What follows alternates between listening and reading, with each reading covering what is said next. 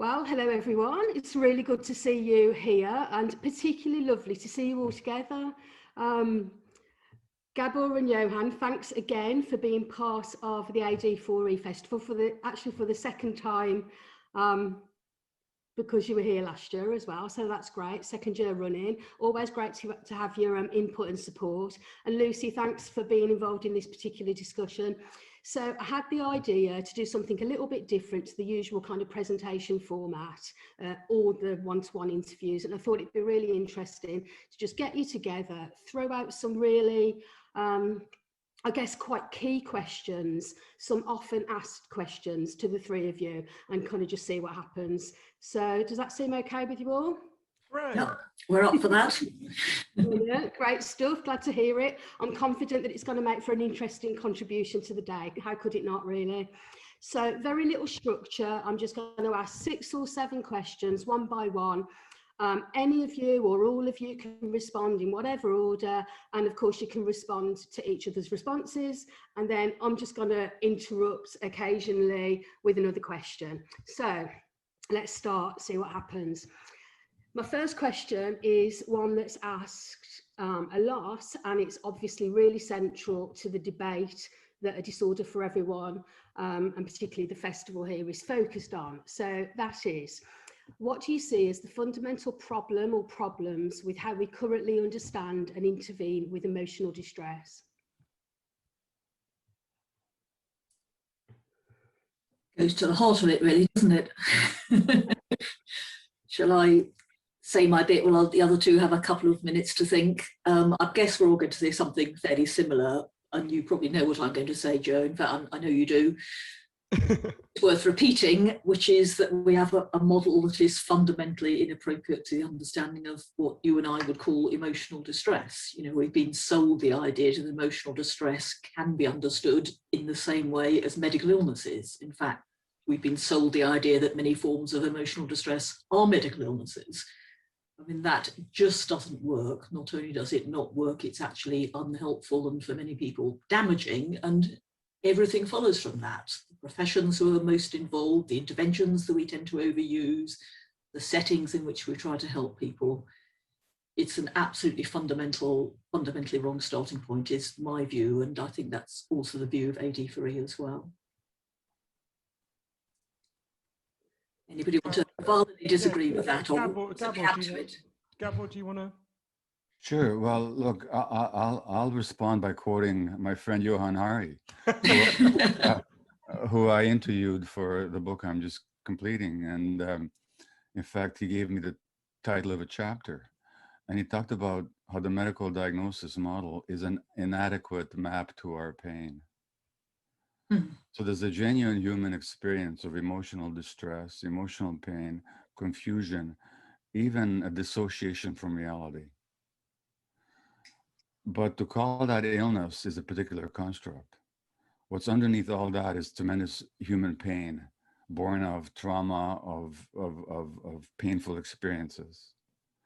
And the medical model is an adequate map to our pain. It refers to only its supposed biological aspect, but it doesn't address the human experience. And in almost similar terms, Dan Siegel, who's a very well-known psychiatrist and writer, he said once that the DSM, you know, the medical categorization of illness, deals in categories but not in pain. So that the fundamental issue for me is that there's human pain, and how are we to understand its manifestations, and to force it into, and the metaphor is almost apt, to force it into a medical straitjacket, which is what we used to do to some mentally ill people, or people that we call mentally ill, is to narrow it, to misconstrue it, and to limit our capacity to respond to it. So that's what's wrong with it. It's an inadequate map to our pain. Do you know, it's funny because I feel so fraudulent in this conversation, because so much of what I learned from Gabor and Lucy. So I feel like I'm sort of echoing back to you your own thoughts. But I remember, it's funny, I've realized it's almost exactly to the day 9 years since I first met Gabor on the downtown east side. Do you remember, Gabor? We went to that Lebanese restaurant, and yeah. It's 5 years since I met Lucy, and both Gabor and Lucy completely reshaped the books I wrote about this and the way I thought about it. For me, I obviously agree with both of what you said. I think there's a dimension to this that I think is a kind of another layer that I know you guys agree with on this, which is, to me, part of the problem is with the current model, and why the work that you guys are Disorder for Everyone doing is so massively important, is we've taken all social causes out of the way we talk about distress, right? I remember there was a moment that really exposed the lunacy of this for me. There's been so many moments, but I was on NPR, the liberal, radio network in the United States, talking about my book on this, Lost Connections. And I was talking about the most banal and obvious of the social causes, which is just loneliness causes depression and anxiety, right? About as banal a statement as you could possibly imagine. And the host said to me, well, this is a very controversial view. Isn't that bizarre? Well, I remember thinking, this is actually literally I thought of that thing that what's his name said, that it's no sign of good health to be well adjusted to a sick society, right? Krishnamurti. Yeah, Krishnamurti, exactly. And I remember, it's funny, not long after that conversation, I was speaking at a book festival, and it was one of the most distressing experiences I had of talking about any of my books. So I was expressing the views that the three of us share. And a young woman in the audience, really a girl, I subsequently discovered she was 16, stood up and she said, she was almost crying. And she said, this can't be right. What you've said can't be right. Because I've been told I've got, and then she then came out with this enormous shopping list of things she'd been told she had, from personality disorder to ADHD to PTSD, just this big long, it was literally a list of like 10 things. And I could see she was very stressed, and I said, can I talk to you afterwards? Because I didn't want to I didn't want to talk to her in that context. Spoke to her afterwards, and I was talking to her for several hours. It was one of the most heartbreaking stories I'd ever heard. She was horrifically sexually abused by her brother and her father for years, from when she was very small. And the idea that when this young woman had shown distress, entirely sane distress at a monstrous situation, she was told she had a personality disorder. That, to me, that's as crazy as it's very controversial to say loneliness causes depression. And I think the thing about taking the society out of it, it makes me realize how deeply we've when I was a kid, Margaret Thatcher famously said, there's no such thing as society. There's only individuals and their families. And you can probably guess I was never a fan of Margaret Thatcher, but I realized how deeply even I had internalized these ideas until I learned more about this. That is basically our approach to pain and distress. There's no such thing as society. Something wrong with you must be your family, you, or we've even gone beyond the individualism. It must just be some part of your brain. Does that ring true to both of you? Well, absolutely. Like, actually, in my interview with you, you talked about the depoliticization of distress. Now loneliness, this is what's astonishing here. What you said about loneliness is not only accurate as an insight, it's also backed by hundreds of studies. And not only is loneliness a cause for depression, anxiety, it's also a cause for inflammation. It's also a cause for physical illness. And people who are lonely, they get sicker quicker and they die more rapidly of their illness. This is scientifically proven. So what I'm saying is, on the one hand, there's all this science that actually goes along with the insights that we've been articulating here. And then there's the complete rejection of that science, or at least non-integration of that science into medical practice. I mean, so that's what's so astonishing. It's not that this is controversial, but that it's not controversial, and it's still thought to be controversial. That's what's interesting. It's extraordinary that what we've been persuaded to believe is not only contrary to common sense, but contrary to the evidence, isn't it? It's like we've been told this fairy story, which is far more like a faith or a myth than what it claims to be, which is medical science. And there's shocking examples, aren't they? And I think it's really important to emphasize, of course, that pain is very real, because as soon as you start talking about these things, people start mishearing, often, with good intent, but sometimes deliberately, what you're saying. Of course, none of us are denying people's very real pain, are we? But actually, we're saying the explanation you've been sold is a wrong one, like that young woman described, Johann. And we have, as you say, Gabor, been put in a conceptual straitjacket. I think that's actually quite a good way of putting it. It's deeply embedded in our minds. Either thoughtful we are, aware we are at some level that our personal lives or the lives of the society in which we live are stressful and difficult. At some point we default to this. I sometimes think of it like a virus that's affected our thinking, and the way we think shapes everything else. And that's why I think we have to start with really challenging this deeply destructive and unevidenced and actually nonsensical way of thinking. And I think As a matter of fact, if you go back to Johann's example of the young woman, let's take her diagnosis, okay? Let's say ADHD. The hallmark, I've been diagnosed with it, you know, self-diagnosed and then formally diagnosed. The tuning out of ADHD, the absent-mindedness, which is the hallmark, is that an illness, or is it actually a coping mechanism? So when that woman is being that young girl is being sexually abused, the best way her brain could protect her is to have her dissociate, to tune out. And then that coping mechanism later on becomes diagnosed as a disease. The personality disorder, so-called, which is often implies a mistrust of relationships. Isn't that healthy on her part? Isn't that a healthy response on a part of her organism to mistrust relationships, given what's happened to her? In other words, even what we call pathology becomes, as Johann was implying, normal adaptations to abnormal circumstances. Yeah. And then, I think you're so right. And I think what's fascinating about that, one of the things I find so interesting about this is the kind of cognitive dissonance around it. So if we stopped anyone in the street, literally anyone in Canada where you are, Gabor, or in Britain where we are, and you said, do you think being lonely will make you more likely to be depressed and anxious? Do you think being financially insecure will make you more likely to be depressed and anxious? Do you think surviving sexual abuse will make you more likely to be depressed and anxious? If you go down the big list, virtually nobody is going to say no, right? I mean, it would be a very peculiar, and then after asking all that, you say, what causes depression and anxiety? And most people will go, a chemical problem in your brain. So we have this fascinating, we've been told this story, and of course there are some real biological contributions to these problems, but we've been told this story that has led people to profoundly distrust their own common sense. And I think one of the reasons why this conversation can be so, there's many reasons why this conversation is so difficult. One is that these are just inherently difficult and painful things to talk about. The moment of a story becoming unsettled is very difficult and challenging. But I also think it's because it's the anger that comes when you've been told the truth and you sort of know it, you know? Yeah. And when it may be very painful to hear it from all sorts of reasons, you know. Anyone who's interested in trauma-informed practice, as I know we all are, know that there's resistance to hearing about pain at all sorts of levels, isn't there? We don't want to hear it about it personally. That may be very, very hard and distressing for us, understandably. Our families may not want to hear about it. Our communities may want to hear about it. A whole society doesn't want to hear about it.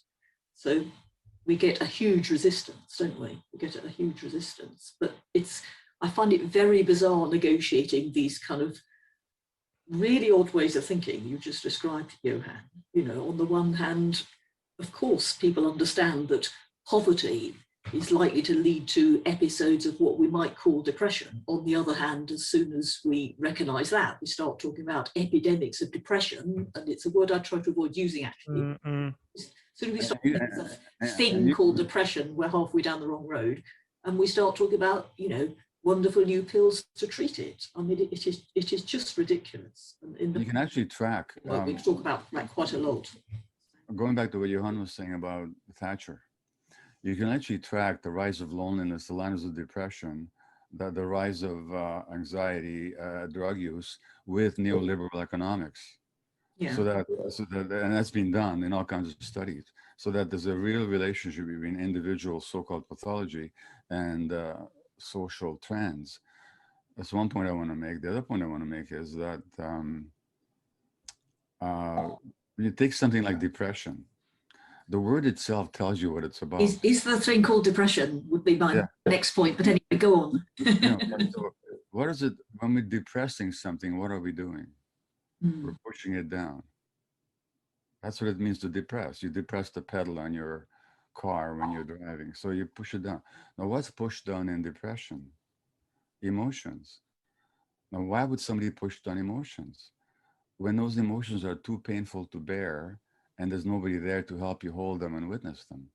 So even the depression starts off as a coping mechanism. And then later on, you're diagnosed with this disease. But again, it began with something of the body's actual wisdom. But depressing anger, and when you're a small child, and if you're being sexually abused, for example, and if you expressed anger, you'd be in deeper trouble. It's wise on the part of the organism to push down that anger. And so these coping mechanisms that are normal human responses to abnormal circumstances then become pathologized. Yeah, and they can be problematic, of course, but I think it's really important to remember that what we call psychiatric symptoms started off as survival responses, didn't they? Exactly. Thank goodness people were able to draw on these, because it's what helps them, you know, to carry on in some ways, even if these survival mechanisms also can bring problems in their own right with them. It's interesting because I've been trying to think lately about ways of, how do you think, like ways of explaining the what we're doing wrong here. And I wonder if there might be an analogy with obesity. So recently there was a review in the Times of a book that I've not read by, and the review was written by this guy called Stuart Ritchie, who's quite a good writer, uneven, but quite a good writer, I think. But he's a kind of writer about neuroscience. And he said something like, I'm not going to get the exact wording, but he said something like, neuroscientists have not yet discovered what causes depression, right? And you think about the implication of that, which is that profound human distress is entirely a problem of the brain that will be discovered in the brain, right? I was trying to think about, if you're trying to explain to people why that way of thinking is such an error, the way I was trying to think about analogy with obesity, you can imagine someone saying, gastroenterologists have not yet discovered what causes obesity, right? You can imagine saying that sentence. And in some very limited sense, it might be right. Of course, there are mechanisms within the stomach that contribute to obesity. But if you think about so obesity has massively gone up. In 1970, 5% of American citizens were obese. Now, a majority of them are overweight or obese, right? Yeah. It's not that everyone's stomach spontaneously started to malfunction. We know what happened. There was a transformation of the food supply, made it much harder to get hold of fresh, healthy food, much harder to walk and bike everywhere, a big increase in stress, which makes people eat more, a whole range of things, right? With obesity, I think most people get that, right? That it would be a very peculiar thing to think the job of explaining why obesity has gone up is something that should be explained by gastroenterologists. In fact, you could know literally nothing about the internal mechanisms of stomachs and understand everything about why obesity has gone up. So does that analogy ring true to you? It's a kind of half-formed thought in my mind, but what do you make of that? Well, so here I think you're halfway there, Johann, if I may say so. Tell me why. Tell me why, Lee. Yeah. You say that. Well, because I think there's a thing called obesity in a sense in which there isn't a thing called depression, and I'm quite worried about any kind of reifying an emotional state into a thing you have rather than, an experience that you're having, so to speak, kind of verbs, not nouns. So if in any sentence, given sentence, we replace depression by feeling miserable and desperate and hopeless and suicidal, it often becomes more obvious how ridiculous whatever statement we're making is. What causes feeling miserable, desperate, hopeless and suicidal? Well, a million things, and feeling desperate and suicidal, however much doctors try to turn it into suicidal ideation, is not a thing, it's a response to the world, isn't it? And I also think there's problems with the words of causation in these senses, which there's less problems in terms of physical health, but in terms of emotional suffering, causal factors which do exist are always mediated by meaning, aren't they? It's not, I mean, Gabor said this also in many ways on many occasions. It's not so much the thing that happened, it's the sense you made of it, which shaped everything. Right, listen, I've got to get on to the next question. No, we only need one question, Joe. We only needed one question. We haven't but I want to say one more thing about Johann's question. Go on, Gabor. To say that neuroscientists haven't discovered the cause of depression is like saying that football players haven't yet discovered the latest galaxy. Okay, they're not the people to figure it out. Neuroscientists look at a very narrow range of the human organism, and of course they can't discover it. They never will discover it because they're not the people who should know. What neuroscientists can discover, perhaps, is how certain mechanisms of the brain function. But that's got nothing to do with causation, because what causes the brain to function in certain ways is life itself. And neuroscientists sitting in their laboratories, they don't study life. There's a great line that Mark Lewis, who you guys know, a brilliant neuroscientist in Denmark, in the Netherlands, said to me. Yeah. He was quoting someone else, but he said, the famous Kennedy line, ask not what you can do for your country, ask not what your country can do for you, ask what you can do for your country. He said, ask not what's in your brain, ask what your brain is in, which I think is such a brilliant phrasing. Yeah, that's right. That's right. And what your brain is doing and why. Exactly. Guys, listen, next question was, how do you understand the links between personal distress and the societies that we live in? And I think, to be fair, you've kind of talked about that, because you are definitely not people to stick to a focused question. That's absolutely fine.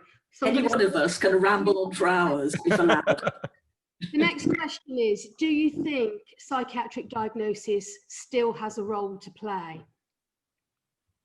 Okay, you know what? They can be helpful. This is gonna be heretical in this context. but, Go on. I'm gonna say they can be helpful. They can be helpful as a description, but not as an explanation. So that if I hear that somebody is diagnosed with ADHD, I will know that there are certain patterns of behavior and relating. Like I can describe my own, So it's a description. The problem is when we make two confusions. We confuse the individual with the diagnosis. To say that somebody is schizophrenic, nobody is schizophrenic. Somebody has a process of dissociation that they developed as a protection against tremendous emotional pain. But that's not who they are. That's just a mechanism, a dynamic that has arisen for them. And number one, the diagnosis doesn't explain why they are that way. If you understand why they are that way, you have to really look at their lives. On the other hand, as a shorthand, is it helpful to have the diagnosis? If we recognize that it's a limitation, that it's a limited description, not an explanation, I think it's used for shorthand sometimes. But of course, most of the time it's misused as an explanation for the person's behavior. And most of the time we conflate the person with the diagnosis. So on the whole, now Bruce Perry, who's a great child psychiatrist and author and trauma researcher, he told me that for the last 25 years, he doesn't use diagnoses at all when he deals with kids. He just wants to know what happened to their development and what developmental needs do they have, not what their diagnosis is. So that's my response. It's a bit mixed, my response, but that's what it is. Okay. And I know Lucy's going to give me an argument. We've had this interesting discussion. Well, in our current diagnostically based system, diagnosis has some practical uses. So none of us, I think, are about tearing labels off people such that they can't apply for their benefits or get access to certain services. And I've helped many people to fill in their benefits forms because a certain label needs to go there, whether you like it or not. What I do is try to have an honest conversation with them about, we're not seeing this as an accurate description of your problems, but we're saying we need to put this here so you can get your money you need to live on, etc. But I mean, I take a different line from you, Gabor, about the need for diagnosis apart from that. And I think you as a medic will know the limitations of the label. You know it's a description, not an explanation, but that is actually not how it's presented to people, is it? People are told you have ADHD as though it's the same kind of statement as you have cancer or you have TB. And a whole system is based on it, as though it is a real thing in the sense that cancer or TB is. You know, everything depends on the idea that we are identifying real medical illnesses of some sort. So I think it's actually quite misleading to present what at some level is a description, yes, but wrapped up in diagnostic language, you know, with things like disorder tacked on the end. And of course, you know, there are certain patterns of behavior and experience that are associated with certain diagnostic labels, but why don't we talk about those then, for example? Why don't we say this child is very overactive and find it's hard to settle? Why don't we see this young woman is very angry and distrustful? You know, that's just as good. In fact, it's better, because it really is purely descriptive and not making a false claim to be an explanatory diagnostic term of some sort. Fair enough. It's so interesting because there was this child psychiatrist I interviewed in Melbourne. I'm trying to remember his name. It'll come to me. I'm under-caffeinated today. And he said to me, you know, part of what we get wrong, because Australian child psychiatry is better than American child psychiatry, although that's a low bar, but most things are. I remember him saying to me that the whole problem is with psychiatry, a key part of the problem is that we've taken, it's what him speaking, not me, we've taken a model based on tropical diseases and we've tried to use it to describe people's distress. So exactly as you say, Lucy, if you think if someone's got, you know, malaria, right? There's a biological agent that has caused this problem in somebody, you identify the biological agent and you treat the biological agent, right? That human distress just does not work that way. So I can certainly conceive of a radically different model of psychiatry that would be driven primarily by helping people to understand why they're distressed and helping them find solutions. And I've seen people who do that, right? I mean, Lucy is a great example. Two people come to mind. One is, who I know you guys know, Sam Everington. So for people who don't know, Sam was a GP in East London, where I lived for a long time. Had a lot of people coming to him with depression and anxiety. I'll put them in inverted commas for Lucy's sake. We can talk about that. But he realized that one of the reasons why a lot of them felt that way is they were really lonely. So he just got people to take part in group. He would prescribe in inverted commas for people to take part in groups. So gardening programs, things like that. There's studies of this in Norway that found it was more than twice as effective as chemical antidepressants. So that's one model, right? I can imagine a model of psychiatrist says, "Are you really lonely? Well, one of the things on the menu is we can help you to get into this group." And, you know, that's of course only one cause. Another example would be Johann Cassiatore, who I know you know, Gabor, an amazing person. So Johanne's baby died. Her baby Cheyenne died. Yes. And she was almost immediately offered psychiatric drugs. And she would explain to people, but grief isn't a mental disorder. Grief is a necessary, one of the most precious human feelings. So anyway, Johann became a great expert on traumatic grief, as she now runs a farm for people who've been, one of my closest friends has been there after her son died. People who've been through traumatic grief. And what Johann does is she holds people, she loves them, she lets them talk about their pain. They do all sorts of things. Instead of pathologizing the pain, she honors that pain as a form of love. Again, I can imagine a system of psychiatry that was built around the insights of Sam Everington and Johann Cassiatore, but that's a world away from where, I mean, I know someone who went through a horrific traumatic bereavement and has had a recurring, entirely appropriate amount of distress about that. And just the other day was offered antipsychotics because she's really sad because her partner died in horrific circumstances. So we'd have to be, can I conceive of such a model? Yes. Have I seen glimpses of it in various places in the world? Absolutely. Lucy's a shining example of what we could reconceive. And indeed, the work Gabor did on the Downtown East Side, which was so moving and powerful when I saw it. But that feels to me like so remote from where most of the model is now. Does that ring, Gabor, does that ring true to you? Well, let me answer with a story of my own. Okay, so there's a guy I know, you may have heard of him. His name is James Doty. He's a neurosurgeon at Stanford, and he runs a compassionate project there. But he's a neurosurgeon. You know, he's a top-class neurosurgeon. And he wrote a book called Into the Magic Shop about his own spiritual and emotional travails and growth and so on. To make a long story short, when Jim is this big, handsome neurosurgeon, everybody's model of the ideal surgeon.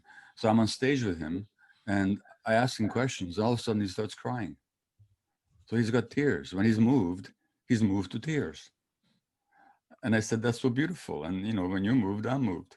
And he says, once I was presenting like this, and I was having my tears on stage, and a psychiatrist came up to me afterwards and said, "Hey, Dr. Doty, you come to me for 3 sessions, we can fix that."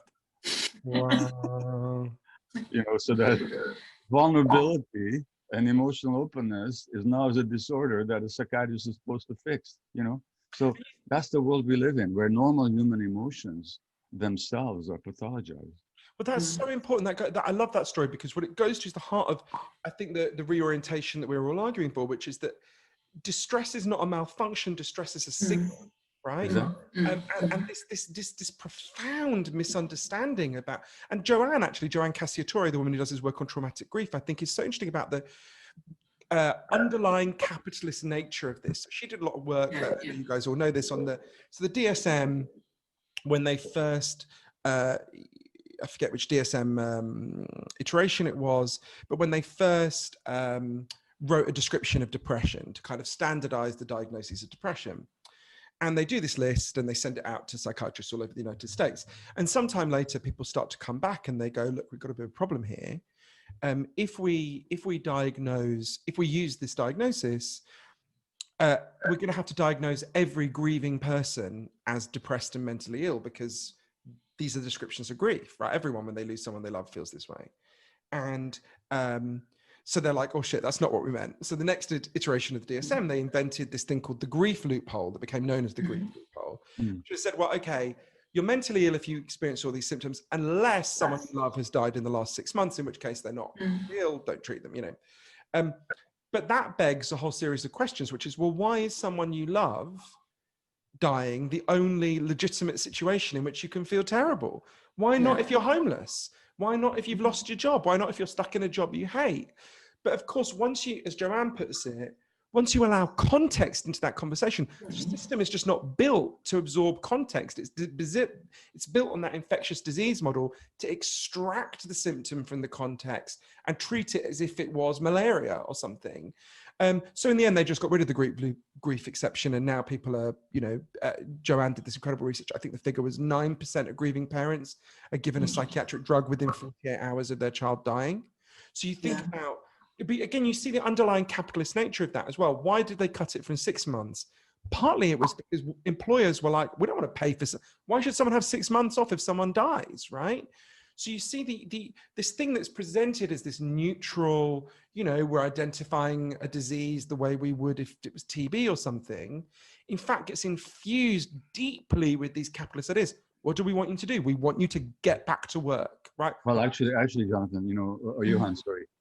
There's been studies. So that studies show that people unemployed are more likely to have so-called mental health conditions and physical ailments at the same time.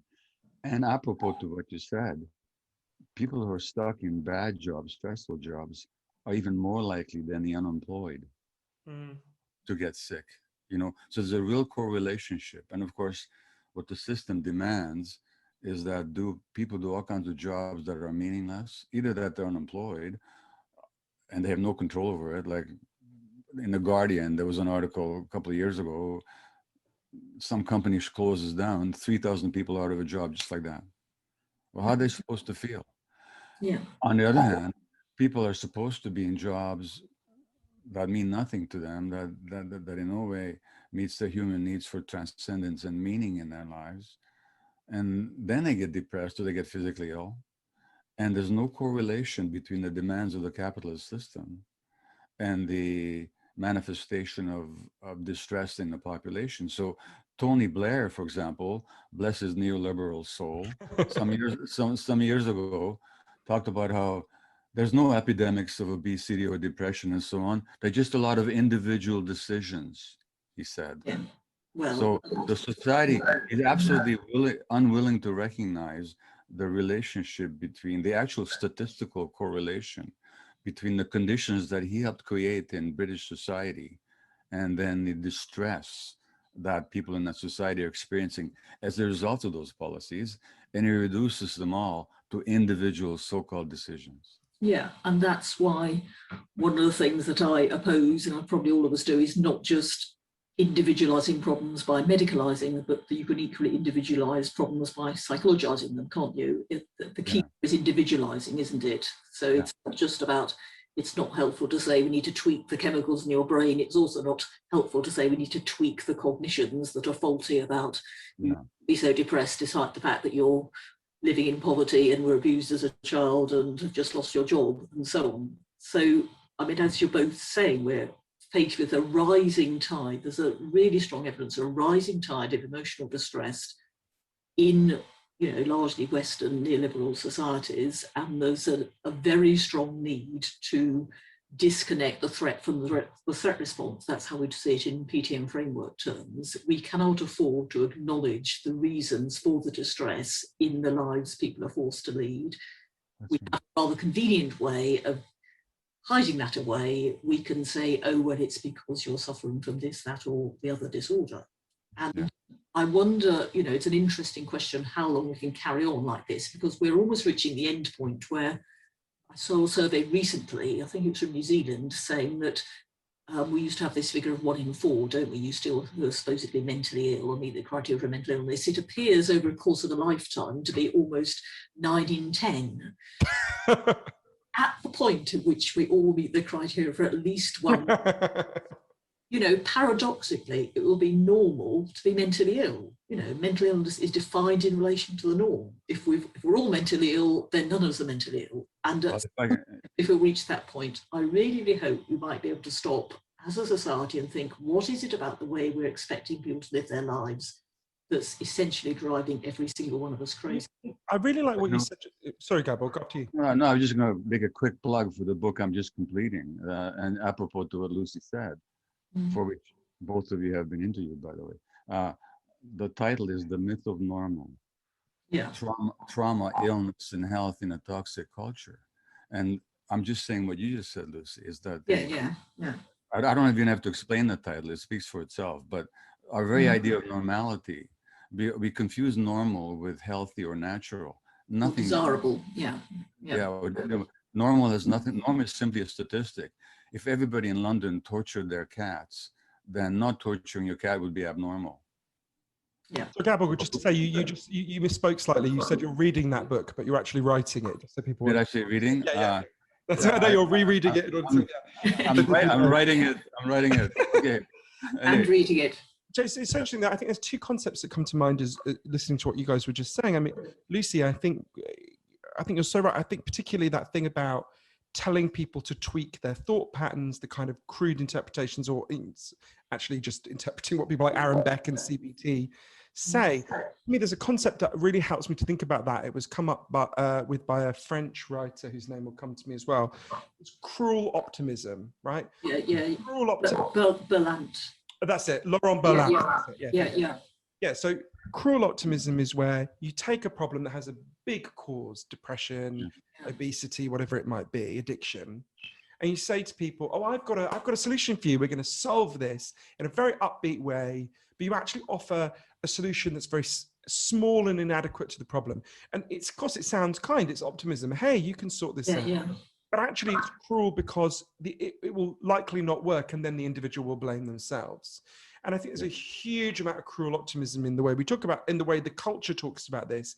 And it's important to stress, and I know we all believe this, the alternative to cruel optimism is not pessimism. The alternative to cruel optimism is authentic optimism that acknowledges the scale of the problem and builds collective solutions, right? And in a sense, what we need to do is repoliticize a lot of this pain. You know, think about what you said before, Gabor, about, Thatcher and neoliberalism. It's not, when I say it's not a coincidence, I don't want to imply it's a conspiracy or anyone consciously. That's clearly not true either. But it's not a coincidence you have huge rise of neoliberalism, which causes a massive amount of pain and distress for all sorts of reasons we can talk about. And then all that pain is depoliticized by being said it's just an internal malfunction. And by the way, the solution is you should buy more shit, right? Like that's the solution. So the solution is to double down on neoliberalism, not to challenge it. Yeah. Make more money from your pain. Exactly. Or buy drugs, right? Or buy drugs. And I think a diagnosis is a very good example of offering someone cruel optimism. I think that does account for people immediately think, oh, thank God, somebody knows what it is. There'll be an answer, there'll be a solution. And in my experience, fairly quickly, a lot of people, not everyone maybe, but a lot of people find out, I haven't got the answers. In fact, I seem to be in deeper shit than before. Well, except, you know, it gets a bit paradoxical here, because I think, Johann, when I read your book, Lost Connections, and this is my own experience as well, around, say, ADHD, there was a kind of relief in getting a diagnosis. There was kind of, okay, all right, now there's something I can understand and work with. So, and also for me, and this is no way to endorse biological views of causation, but when I took antidepressants, they really did help me. They helped me tremendously. So I just don't want to throw out the baby with the bathwater. And I don't want to create an impression, and I don't think there's be disagreement in this group, that sometimes we can be helped by medications. Sometimes they're not the answer. They're never an adequate answer, but they can be part of a way of dealing with symptoms that'll help us at least address in the long term the deeper issues. Would anybody here disagree with that? No, I think we'd all agree that the things we call antidepressants, which is not what I'd call them, by the way, and I don't use the word antidepressants, so mood stabilizers for reasons you can guess either, but they have effects, and those effects can, for some people at some time, be useful, but we don't want to sell them a story that this is treating your depression or treating your psychosis. So I think for me, the challenge would be to broaden the concept of an antidepressant. So I agree with, I understand Lucy's argument that actually we should just abandon that. Yeah, in a sense, well, I'm trying to redefine the word. So, you know, there was this moment, I apologize, I know you've all heard me say this before, but for people who haven't, there's a moment that's really fell into place for me when I interviewed Derek Summerfield, African psychiatrist, who's a very impressive guy. So Derek happened to be in Cambodia in 2001 when they first introduced chemical antidepressants for people there. And the local doctors, the Cambodians, had never heard of them. So they were like, what are antidepressants? And he explained, and they said to him, oh, we don't need them. We've already got antidepressants. And he thought they were going to talk about some kind of like herbal remedy, you know, ginkgo biloba or whatever. Instead, they told him a story. There was a farmer in their community who one day stood on a landmine and got his leg blown off. A landmine left over from the war with the Americans, obviously. And so they gave him an artificial leg, and he went back to work in the rice fields. But apparently it's very painful to work underwater when you've got an artificial leg. I'm guessing it's pretty traumatic to go back and work in a field where you got blown up. The guy started to cry all day. He refused to get out of bed. He developed what we would call depression. This is when the Cambodian doctors said to Derek, well, that's when we gave him an antidepressant. And they said, what was it? He said, well, what was it? They explained that they went and sat with him. They listened to him. They realized that his pain made sense. It had actually really obvious causes. One of them figured if they bought him a cow, he could become a dairy farmer. He wouldn't be in this position that was screwing him up. So they bought him a cow. Within a couple of weeks, his crying stopped. Within a month, his depression was gone. And they said to Derek, so you see, doctor, that cow, that was an antidepressant. That's what you mean, right? Now, so I'm in favor of a broad menu of antidepressants in inverted commas. So for some people, drugs give them some relief. And that's not just true of what we call antidepressants, Prozac and so on. It gave me some relief for a while and then caused horrendous side effects. But some people get some benefit and no side effects. Cannabis can give people a lot of relief. Heroin can give people a lot of relief. Marianne Faithfull. Alcohol. You know. My favorite drug. You know, there's a line in Marianne Faithfull's biography where she was homeless in the 60s, and she says, heroin saved my life because if it wasn't for heroin, I would have killed myself. Now, I would not recommend heroin as an antidepressant. I'm just making the point, there's a whole, as I know you agree, and Gabor's done much more work on this than I have, an incredible work. So for me, I think when someone is distressed, we want to have a big menu of antidepressants. Of course, offering people drugs that can give them some relief should be one of the things on that menu, but it should be one of a really broad menu of things. It should never be the primary thing or the only thing on the menu. No, and it shouldn't be sold in a spirit of cruel optimism. You have depression, this is the antidepressant that will cure it. Yeah, I mean, I'm sure we all agree with your broad definition of. But Gabor, do you agree with that? Because I think there might be some disagreement, which is a healthy discussion to have. It's, do you think I'm going too far there, or me and Lucy are going too far in that skepticism? It's fine if we Listen, think we are. listen. In my medical practice in Vancouver, when people came with depression, I would give them a prescription for a cow every time, you know. Just prescription for what? A cow. Yeah. A cow. Yeah. No. I listen. I This don't. may not translate culturally exactly from downtown Vancouver or wherever this was. No. Guys, listen, thank you No. for No. answering What you? about What? 100 questions when I asked one, but I've got to Oh, ask sorry. another one. Sorry, you are very difficult to interrupt because this conversation is so interesting. But I want to ask you this question. So there's a growing number of people calling for change, obviously including many of the people that are watching today. How optimistic or otherwise do you feel about where we are and where we might be in the future? Okay. Let me quickly say that. No, Jonathan. Sorry. Keep going, Johann. You'll always do that with me, Gabor. Don't worry. Yeah. I don't know what that's about for me. I don't disagree. Medications are never the only answer, and then they should never be the first. They rarely should be the first answer. They should only be a smart part of. I totally agree with you. In terms of where we're at, I think we've touched upon it. I think Lucy was quite right that this is a society in crisis, and it's only deep. The crisis is only deepening, and COVID both contributed to the crisis, but it also revealed the underlying crisis in so many ways. I can tell you, I'm with Noam Chomsky on this one.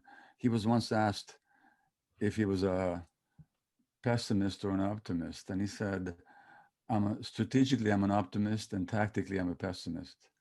And I think in the short term, things are going to get worse before they get better. But I also think that that very getting worse is waking more and more people up. So more and more people are looking for the answers. More and more people are looking for deeper explanations. More and more people are looking for these connections, so that this conversation is really a part of that process. And I'm involved in these conversations so much more often now than would have been the case 10, 15 years ago. So, and you know, the listening that we all received, the success of Johann's books, these all, you know, the fact that Bessel van der Kolk's book on trauma is a bestseller, the fact that Prince Harry is not talking about trauma in his life with Oprah, and this is getting quite a broad audience.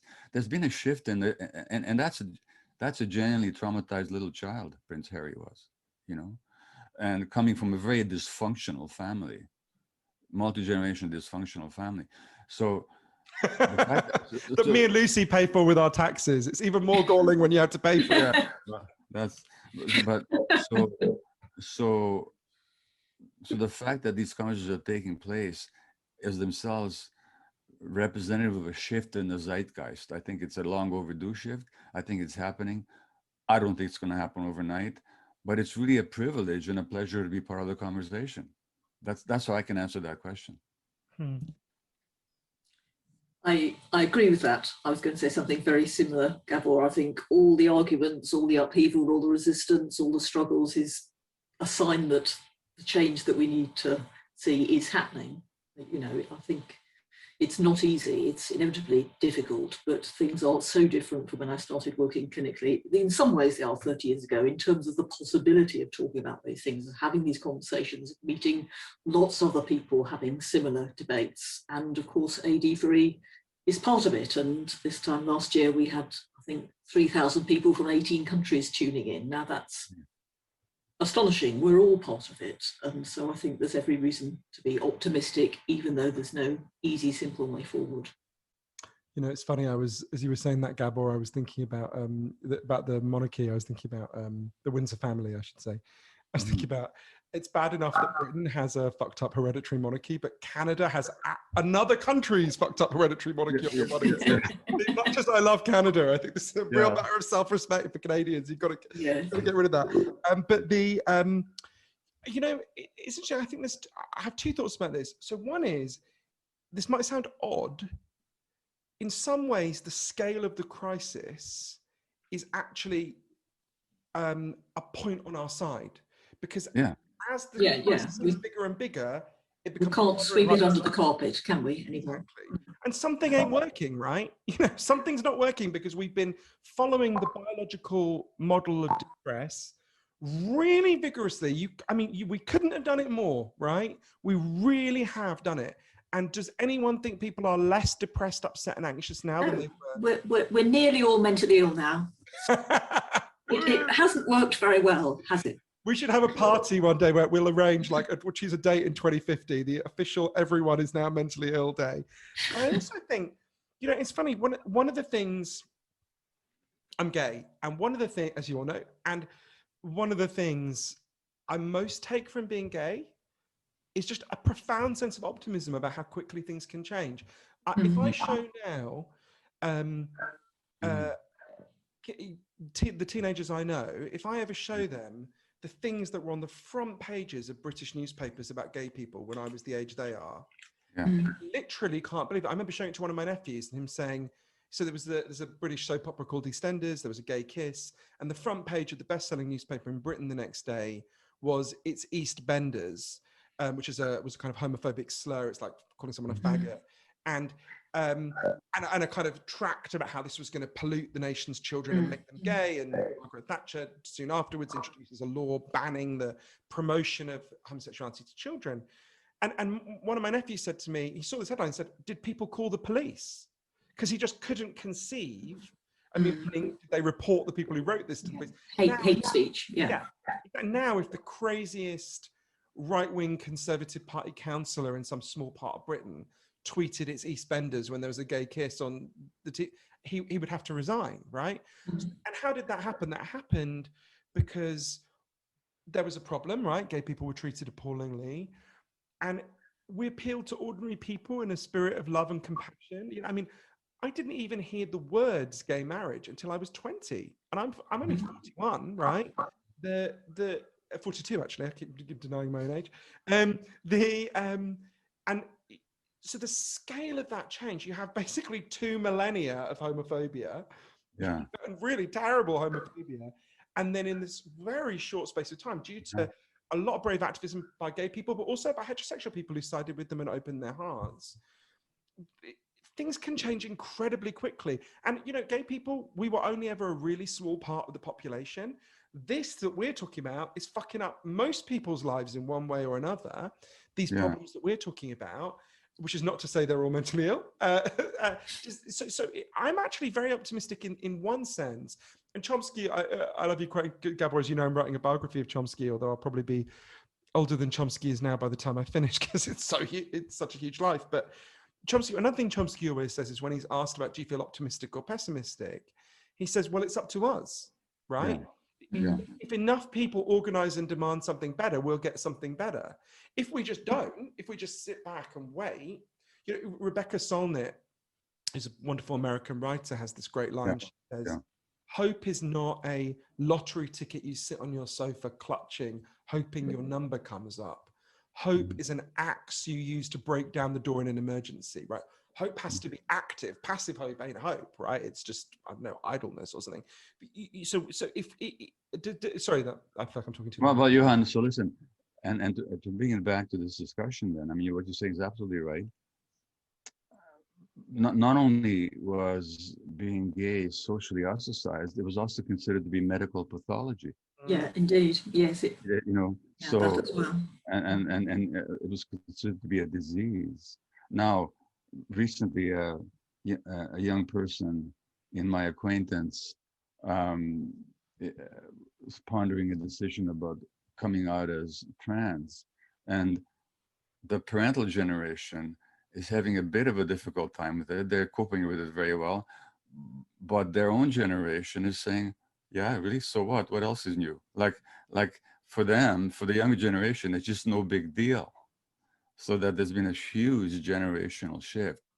On the other hand, on the pessimism level, I'd have to say, Johann, that it's because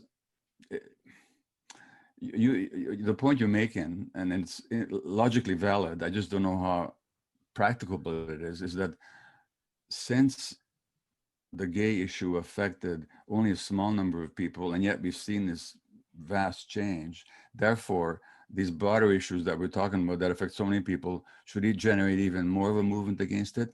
The argument I would say in response to that is, okay, maybe, but the recognition of gay rights and the manifestation of being gay as just on a spectrum of normal human life expression doesn't threaten the system. Whereas the recognition of the abnormality of this way of life does threaten the power brokers in this system. So I think, Yes. I think we likely get more resistance on this one than we do on what was already a very difficult issue for the system, gay rights. But ultimately, the system can absorb and acknowledge gay equality, gay rights, and gay humanity. Acknowledging its own nature as toxic is going to be a bit more difficult. You're right. You're right. Joe, we've made your task impossible, haven't we? You're only using 3 questions and we're off. Sorry. Yeah. Johnny. No, that's fine. It's been a really, really good and quality conversation, as I would have expected. But we've got to wrap up. I wanted to end the discussion by asking you to maybe share, if you can, an example of, say, a positive recent change in the field of mental health. I'm going to quickly say this because I have to leave because I have another event coming up, and so I'll say my goodbyes and my appreciation for being the opportunity to be in this really vibrant conversation with these wonderful colleagues and friends. The biggest change is the recognition of what we're talking about. So Richard Bentall, British psychologist who you all know, I think, said that the link between childhood trauma and psychosis is at least as strong as the link between cigarette smoking and lung disease. So that this is being proven now. And a historian of medicine at Harvard recently is that there's no evidence for the biological causation of any mental illness. In other words, the scientific research is finally catching up with human insight. So I'd say that's big. And so that's why this conversation is so important. I would name 2 things. One is the work that you guys at AD4E are doing. I think it's incredibly inspiring and important. And, I think really often about the conference that I came to, about several of the speakers, several of the people I met, the amazing young woman. So can you remind me of her name, the woman who talked about personality? Sally Ann. Amazing.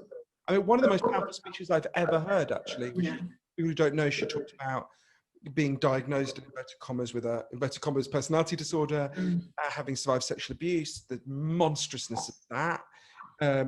She spoke about it so. I would like to play that to every psychiatrist in Britain.